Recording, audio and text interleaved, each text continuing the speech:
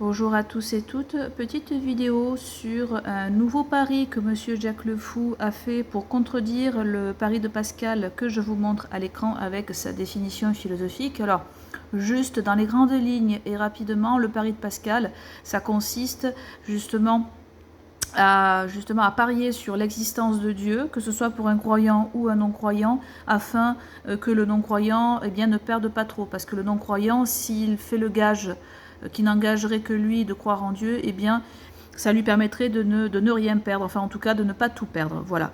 Donc effectivement, Monsieur Jacques Le Fou, comme à son habitude, il débat avec un musulman dans ses vidéos, et le musulman lui parle notamment de ce fameux pari de Pascal.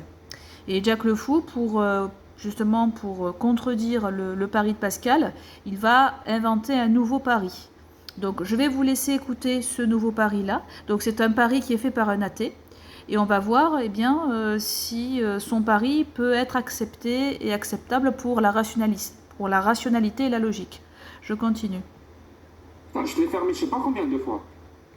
Donc, vu que tu n'as pas de preuve que ton Dieu existe, c'est pour ça que tu fais un pari, ben moi aussi. Il y a un Dieu qui existe. Il y a un Dieu qui existe. Et tu sais quoi, ce Dieu-là, c'est lui qui a créé toutes les religions, sans exception. Toutes les religions viennent de ce Dieu-là. Il a fait exprès que ces religions-là soient aberrantes, soient farfelues, n'aient aucun sens, soient dangereuses, soient barbares. Il l'a fait exprès que toutes les religions soient futiles. Il l'a fait exprès. Tu sais pourquoi il a fait ça?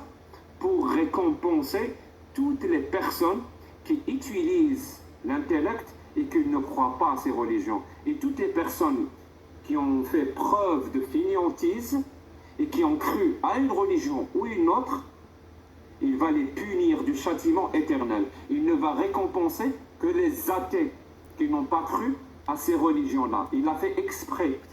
Est-ce que j'ai des preuves que ce Dieu existe? Ben non, j'ai pas de preuves que ce Dieu existe. Comme toi, tu n'as pas de preuves que Allah existe. Toi, tu fais des paris parce que tu n'as pas de preuves. Eh bien, moi aussi, je fais des paris. Et dis-moi, si c'est mon Dieu qui existe, celui qui a créé toutes les religions, et qui récompense seulement ceux qui n'ont pas cru à ces futilités, il récompense que les athées. Ben, si c'est ce Dieu-là qui existe, une fois qu'on sera mort, moi j'aurai tout gagné et toi tu auras tout perdu. Alors pourquoi tu ne deviens pas athée? Tu ne fais pas le pari de devenir athée? Voilà, j'arrête là. Donc je vous ai laissé écouter en intégralité le nouveau pari de l'athée Jacques Le Fou. Donc premièrement, il y a une absurdité qui est dite parce que Jacques Le Fou est un athée, comme son nom l'indique, et donc l'athéisme, je vous montre la définition, c'est une doctrine qui nie l'existence de Dieu.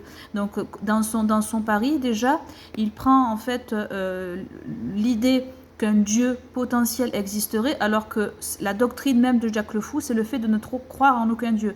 Donc dans son pari, contrairement au pari de Pascal, parce que le pari du philosophe Pascal, lui, il est cohérent. Pourquoi? Dès la base, dès les prémices, il est cohérent. Pourquoi? Parce que Pascal est un croyant, et forcément, il est amené à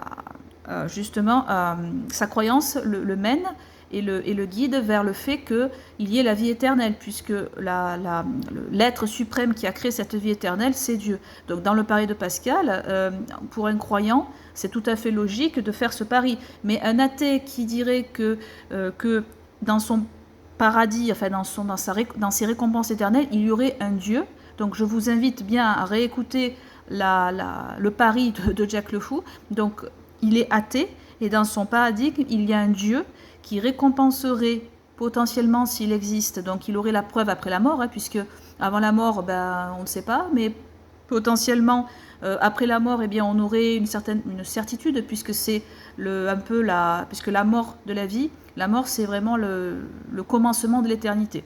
Donc Jacques Le Fou, dans son pari, il aurait la certitude normalement, si son Dieu potentiel des athées existerait, donc ce Dieu-là aurait envoyé donc des fausses religions En fait, c'est un test, c'est-à-dire que le Dieu des athées, donc là déjà, il y a une contradiction, une absurdité, parce que par définition, comme je l'ai dit, un athée n'a pas de Dieu. Donc comment il peut exister un Dieu des athées qui récompense les athées? Ça, il faudra que Jack Le Fou m'explique, à moins que ce soit le Dieu des francs-maçons, avec justement qui orne, enfin dont le symbole orne sa chevalière. Alors peut-être que c'est ce Dieu-là dont il parle. Mais bon, libre à lui, bien sûr, d'apporter des explications à ce sujet. Donc, pour vous dire que comment il est possible, dans son pari, déjà, qu'un dieu potentiel, des athées, aurait envoyé donc, des fausses religions. En fait, ce dieu-là aurait mis donc, volontairement des absurdités et de la barbarie, donc des choses mauvaises en somme, hein, qui créent du tort à l'être humain. Donc il aurait volontairement mis ça, et les personnes qui auraient eu la fainéantise de dénoncer ces absurdités-là, alors en plus Jack Le Fou ne définit pas, bon, je comprends que c'est un pari, il a voulu aller dans une démonstration rapide, mais on ne sait pas quelles sont ces absurdités, on ne sait pas, en fait il ne désigne pas la barbarie dont il parle. Si c'est ce Dieu-là qui crée la barbarie, quelle est cette barbarie? Est-ce que c'est encore l'esclavage dans Exode 21? Parce que là, Jack Le Fou, si vous voulez, bon, j'ai produit, si cela vous intéresse, vous allez sur ma chaîne YouTube pour ceux qui découvriraient ma vidéo. Donc, Jack Le Fou, le problème, c'est que si il débat sur la question de l'esclavage, c'est une barbarie, c'est indigne. S'il débat avec des catholiques, il faut qu'il respecte une condition. Pourquoi? Parce que quand M. Jack Le Fou débat avec des athées sunnites, eh bien, des musulmans sunnites, excusez-moi, quand il débat avec des musulmans sunnites, il utilise les sources d'autorité de ces mêmes autorités sunnites. Par exemple, pour l'âge d'Aïcha, il le fait, ou pour l'esclavage, il cite des hadiths sahih. Donc forcément, il se base sur quelque chose qui permet d'appuyer son argumentaire. Et si M. Jack Le Fou discute avec des catholiques sur la question de l'esclavage, eh bien, je m'attends à ce qu'il fasse la même chose. Et bien sûr, comme nous, en tant que catholiques, nous n'avons pas que comme source d'autorité les Saintes Écritures qui composent l'Ancien et le Nouveau Testament, il doit aussi prendre le magistère. Et dans le magistère, il y a aussi les encycliques de pape.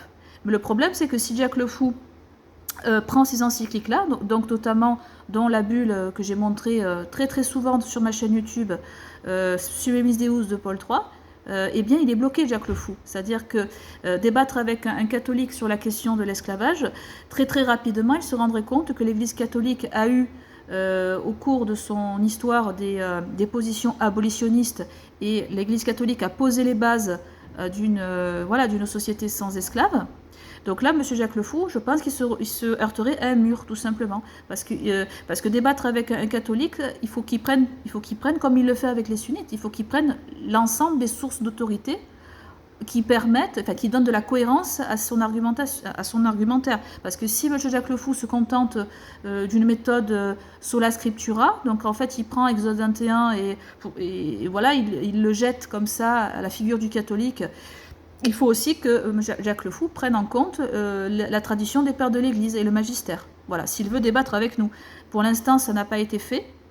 Voilà. Bon, après, comme je vous l'ai dit, moi je ne souhaite pas débattre avec en direct, parce que j'estime avoir déjà fourni des preuves concernant le fait que l'Église catholique ait eu des propos et des encycliques abolitionnistes. Donc voilà, je pense que là, je n'ai pas besoin d'avoir un débat en direct. Hein. Je pense que ce n'est pas nécessaire, et puis je préfère répondre de cette façon, car j'ai au moins la liberté de m'exprimer sans être coupé sans arrêt. Voilà, donc déjà, j'utilise cet avantage. Donc pour terminer avec le pari que Jack Le Fou, le nouveau pari qu'il a inventé, eh bien, dans son nouveau pari, eh bien, les athées peuvent avoir un dieu. Voilà, donc je ne le savais pas. Merci, Monsieur Jack Le Fou, de m'avoir appris cette vérité fondamentale. Vous avez révélé apparemment une nouvelle religion, parce qu'un athée donc, peut avoir un dieu. Et ce dieu des athées peut récompenser les athées, qui auraient fait l'effort de rejeter les absurdités des autres religions que ce dieu-là a lui-même créé. Voilà. Voilà, Jack, voilà, bah écoutez, voilà, je vais en arrêter là. Mais effectivement, voilà, donc je pense que Pascal, pour terminer en conclusion, je pense que Pascal est beaucoup plus cohérent, même si son pari peut être, enfin, on peut bien sûr argumenter contre et présenter des éléments sérieux. Mais avec Jack le Fou, le pari que fait ben voilà, au moins Pascal, il est cohérent parce que en tant que croyant chrétien, c'est tout à fait logique qu'il qu'il accorde, enfin, que voilà, il se base sur un Dieu créateur, tandis que Jack le Fou, sa doctrine athée le condamne à ne même pas penser à ce pari, à ne même pas le proposer pour la rationalité, la logique de sa propre doctrine. Voilà. Eh bien écoutez, je vous remercie beaucoup pour avoir écouté cette vidéo. N'hésitez pas à liker et à partager. Et je vous souhaite une très bonne journée. Au revoir.